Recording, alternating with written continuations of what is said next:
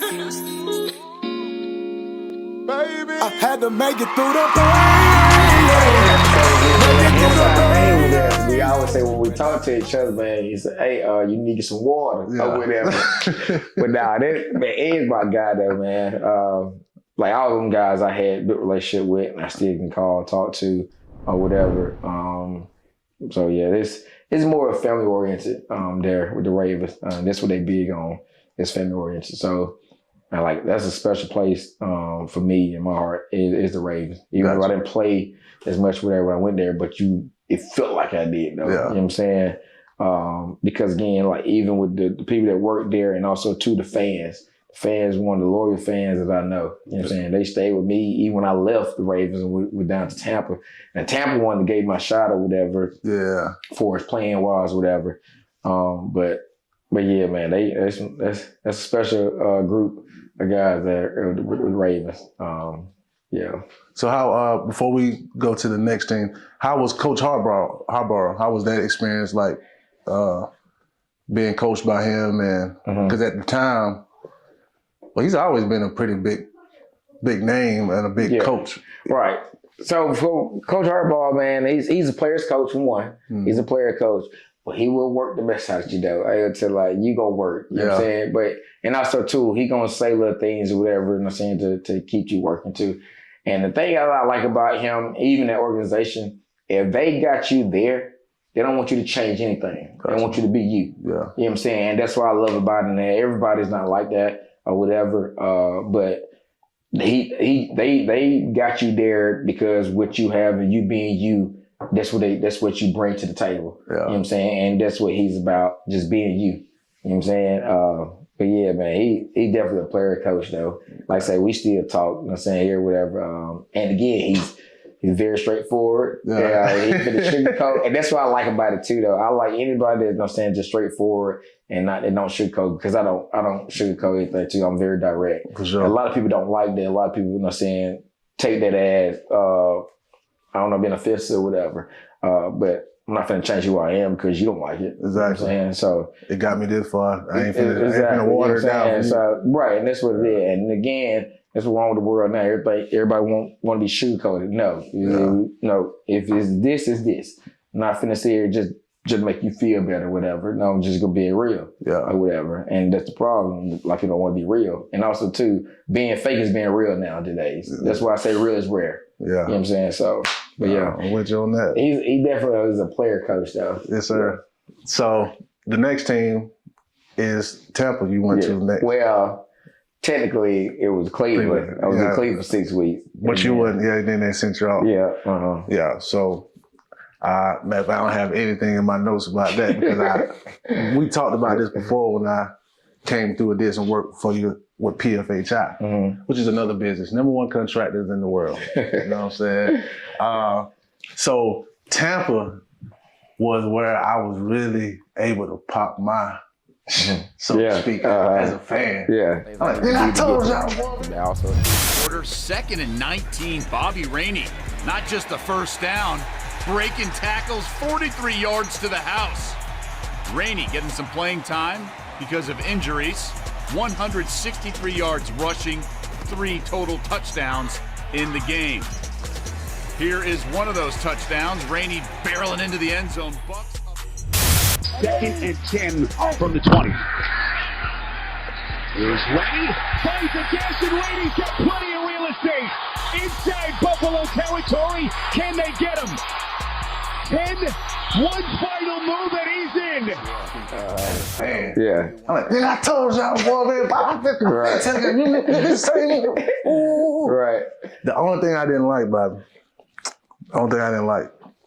is that you always had the best game against Falcons. I felt at home, man. What you mean? Cause I'm a Falcon by default, being born and raised here. I root for him too when they ain't playing them. Well, matter of fact, I think you had one of the biggest games of your career. But the crazy thing, the backstory behind that game, if I think you're referring to, is the when they came to play us. Yep. Yeah. So my daughter just was in the stands that game. She was only 2 weeks old. She was 2 weeks old, and she was in at that game. And that's when I had a great game. Yeah. Again, she was at the Thugs game. The cannons going off. She's still sleeping through the cannons. Oh, man. Yeah. And like I said, she was on 2 weeks old. And I don't know what it is about, like, you having a kid or even death, bro. You have death. Whoever is experiencing those two, even having a child or even death, usually plays very well. Yeah. I don't know how that is, Like but I'm not lying. The entry of life and the exit of life. I'm telling you, like every person that I know that even like with Torrey Smith that year we won Super Bowl, my rookie year, his brother ended up passing away. Torrey ended up balling that year. Yeah. Same goes for what's my guy's name? They drafted is a Tampa linebacker. Forgot his name. He played linebacker. Anyway, he had I think his brother, someone in his family had just passed.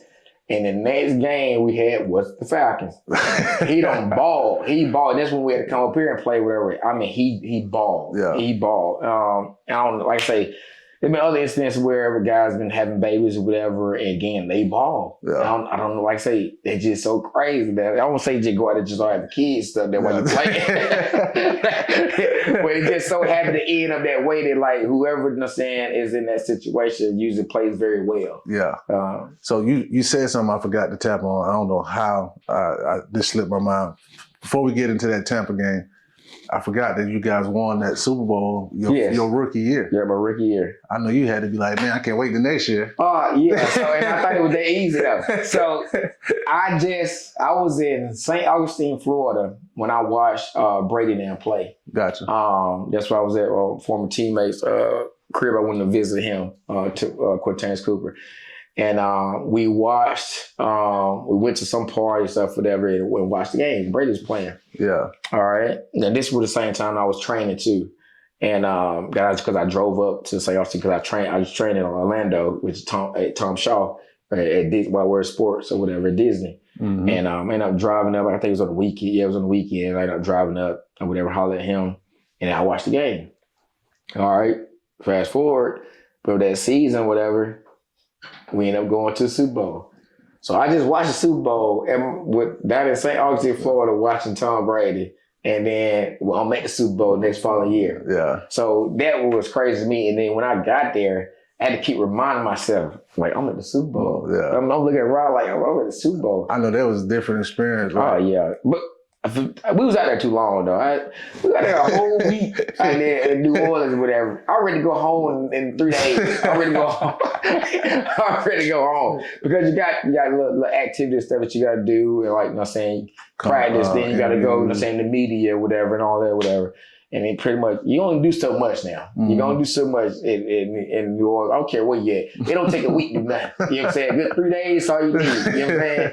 So, but yeah, that was a great experience though. And I just knew like, okay, shoot, coming back next year. Yeah. Everybody coming back? Man, no, we did not. Because again, you got contracts that you got to, you know what I'm saying, do.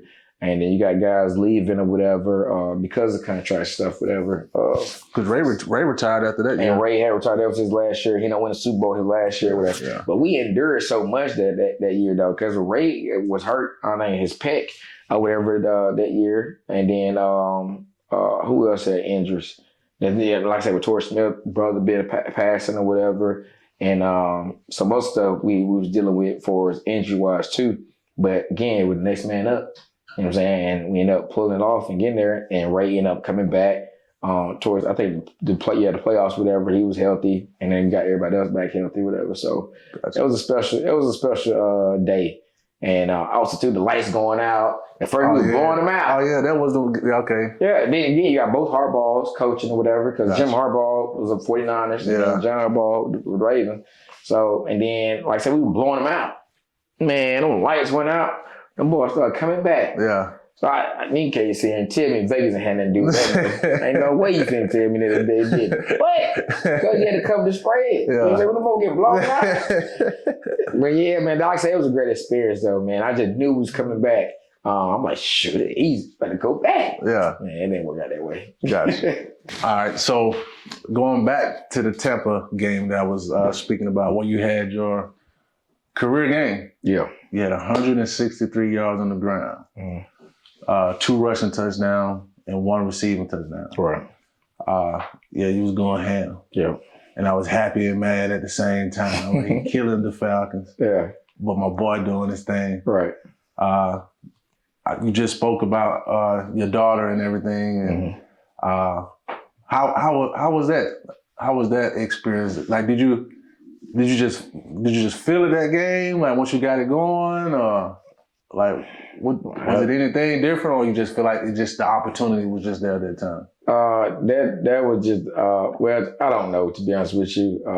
You get to my opportunity was there, and also too, as one of them games, I guess I was feeling whatever, and again they was feeding me the ball, and this we had Graciano as the head coach. Again, the same coach that coached Ray Rice, or whatever in college at Rutgers. So he was big on running the ball, and I guess he seen me as like a Ray, whatever. So he fed me the ball, and that's all I needed, man. It was opportunity for someone to see what I know, what I'm capable of doing, and he fed me the ball, and again we had success at winning. And that's when I think that game there was the same game I came off of scoring the winning touchdown against Miami Monday Night Football. Gotcha. Or whatever. So the next game was, exactly. So you had to follow up after that. Right. I got to come out here next Sunday. So for them, knowing who I am. Right. So, and that's when that game was the Atlanta game, whatever. Which, like I say, the crazy thing is with that game there, I bought that game, but at the same time, I'm in the huddle thinking about my daughter. Gotcha. No lie, and I tell people this. Mike Glennon was the quarterback at the time. So we in the huddle. Again, I think we up or whatever at the time, I think. And I'm like, man, I wonder what Kavi is doing or whatever. Again, my daughter's 2 weeks old. And then, again, I had to basically be here working or whatever, meaning playing ball or whatever, while she was up with the mom, whatever, and she couldn't fly. She had to be 2 weeks. Had to be 2 weeks before she started flying, whatever. Gotcha. And she ended up coming in after them 2 weeks was up. She ended up flying in for that game, whatever. And I just performed or whatever, and thinking about her. Even while I was playing in the game, I was thinking about her. Yeah. So yeah, that game is probably, I would say, probably my best game. Just overall experience game. Period. Was that game there, because that game really was special to me. Because my daughter that was our first football game. Was that game. And you balled out, and you in the NFL. That was big time. Big time. And you had pretty good success throughout the season. I think that year you were the leading rusher for Tampa Bay. Y'all did have some injuries. Right. You had Doug Martin. Yep, Doug Martin. Yep. And who was the other running back? Yeah, Doug Martin, Mike James, and then I forgot the other guy's name, man. Leonard. His last name was Leonard. Oh, was it Brian Leonard? It may be Brian Leonard. Yeah. It may be him. So we had some back. We were deep back there or whatever, but because when I got there, Doug was the only one that was hurt when I got there. So I'm just knowing like, okay, I ain't gonna play no time soon, whatever, because we deep, whatever. But it was gonna be a battle. I'm not finna say like, okay, I'm just gonna sit. Nah, that ain't how I operate. Yeah. So I'm trying to fight for that number one spot in practice or whatever. So Mike was just a good back as well. Came from Miami. He was played well against Seattle, because I think we had played that game when I first got there. With this game we was coming up to, the Seattle game. He balled that game, running the ball, and he threw a touchdown pass, whatever, for that game. And then Brian Leonard again, he was an older guy, whatever. He played too. He moved a third down type, whatever. And then we played Miami game. Miami game starting out. Mike gets his leg or whatever hurt. I don't know if he broke it or what. I think he probably had a breaking leg, something like that or whatever. So he goes down. Mind you now, I ain't had no intentions on really playing yet. You know what I'm saying? At least give me like 2 or 3 weeks in or whatever. Playbook and all that. You know what I'm saying? Yeah. So shoot. Brian Leonard step up, whatever. Then that's what I ended up coming in, had to come in with him. So that's, like I say, with the little amount of time that I had for the playbook or whatever, and also there, I ended up getting it together, whatever, understanding or whatever. And also too, the coach did a great job of calling what I knew anyway. So it ended up working out. I say, just give me the ball. Now I know when I'm getting the ball though. You know what I'm saying? But I do that now, but I know when I'm getting the ball. So it ended up, like I said, I scored a winning touchdown. We ended up winning that game or whatever. I think we ain't won a game until I got there. Yeah. We ain't won a game. Dang. So yeah, we ended up winning that game there. That's how I started off, I think, if I'm not mistaken. And then it was history after that. Gotcha. Yeah. I think this is a good teachable moment for a lot of the athletes who are probably going to be watching this. The moment that I want to shed light on, and Bobby, you can piggyback off of this as well. Right here, we have a guy who has always been the man. Mm-hmm. High school, college, all-time leading rusher, like a guy with accolades, not just a good player. We talking about on the top level, and make it to the NFL.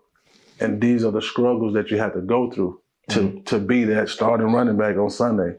And I say it from this perspective because, you know, as a fan, I've been looking at it, everybody was a fool for not having you starting right out the rip. Mm-hmm. But, you know, that's from what I know. Everybody don't know you how I know. Everybody don't know your heart. And then also, you know, you got other people out there, and you know what's going on behind the scenes. But as a fan, I don't. So I think you sharing this part of your journey for those athletes who are like that and can do those things, I think this could serve as an eye-opener to them to never, ever, ever let your guard down. Right. Never, ever think that you're going to always be the man. Right. Never, ever think that nothing is, what do they say? Ain't nothing, what's the word I'm looking for? Well, for the lack of a better term, nothing's given. Everything is earned. Right, correct. So me knowing you, like, and just really, and this is not to gas you up and then like that, but like, I know your work ethic. Mm-hmm. I know how hard you go. I know what your mindset is. I know how bad you wanted this. For me to know that and to see you had to go through those struggles of being able to really live your dream out the way you wanted to. Mm-hmm. You got to live it out. Right. I don't think you really got to live it out the way you wanted to. Right. But that's neither here nor there. But I just wanted to take this moment for all the kids who you think you like that. And you might be like that. For the Sixes, for the Mellows at Lambeau, for the Carters in Stockbridge, all you kids who are really balling out right now. You may be like that all the way through college or whatever, but when you get to the NFL, it's a whole nother animal. Mm-hmm. And you gotta go to a whole nother level. So I just wanted to piggyback off that. I felt like that was a teachable moment. You want to add anything to that? No, you're right.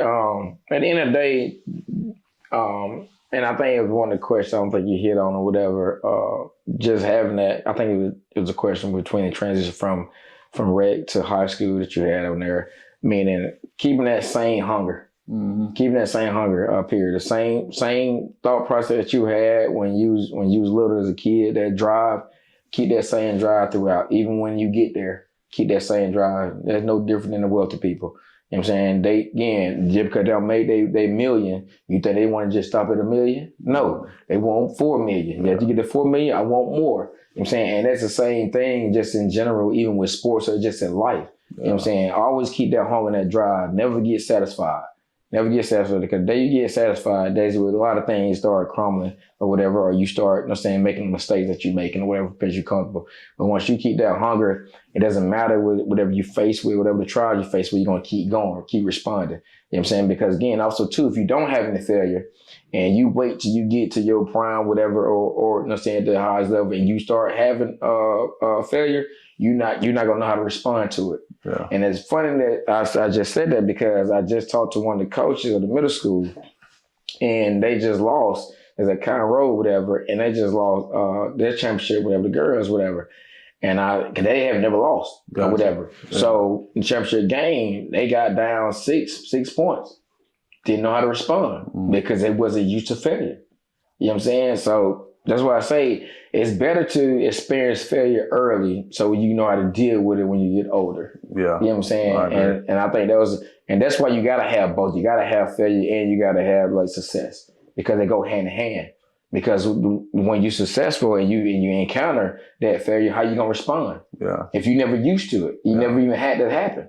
Yeah. You see what I'm saying? You can't respond to it. So that can be deadly. Yeah. You know what I'm saying? In the wrong way. You know what I'm saying? Right. So, but yeah, again, keep that same hunger. Period, because you don't know when that opportunity is coming. Because again, each level gets harder. Mm-hmm. You know what I'm saying? You maybe was the person or the man in middle school, and you not so much in high school. But again, the opportunity comes. Your same hunger, your drive, and practice and all that stuff here needs to be there because again, the energy comes. Now you up. Your time is now. Yeah. Either you're gonna be prepared, ready to go, or you're not gonna be prepared, and you're not gonna be ready to go. There's only two ways. Yeah. You get two options. You know what I'm saying? So, and that's what it was with me. And I knew that as being a professional, even though, again, I tell you, and I said I didn't think I was going to be playing early. But at the same time, though, I studied my playbook as I was. Gotcha. You know what I'm saying? Because, again, injury comes. Anything can happen. It's football. It's the most physical sport in sports. You know what I'm saying? It's very physical. It's a car wreck every play. Yeah. You know what I'm saying? No lie. It's a car wreck every play. Especially with Ray Lewis on the other side. Yeah, that's it. So you need to be prepared for that. You know what I'm saying? And ready to go when your time is called.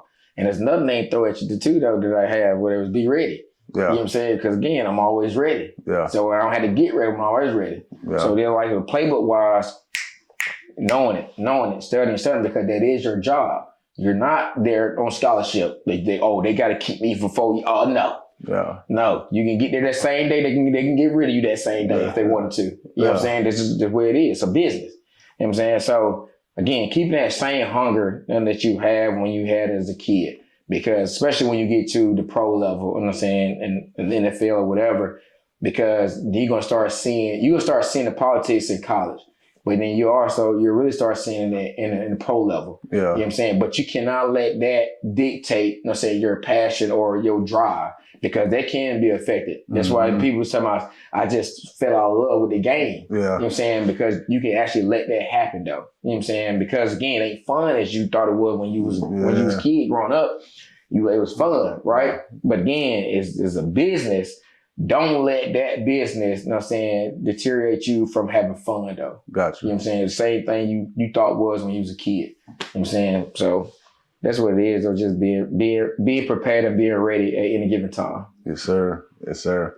I want to talk about go off script a little bit. Get back focused. Do you understand? Yes, sir. Man, we got the opportunity of a lifetime. You know what it is. We on JPN TV. We turned up. We live. I'm talking about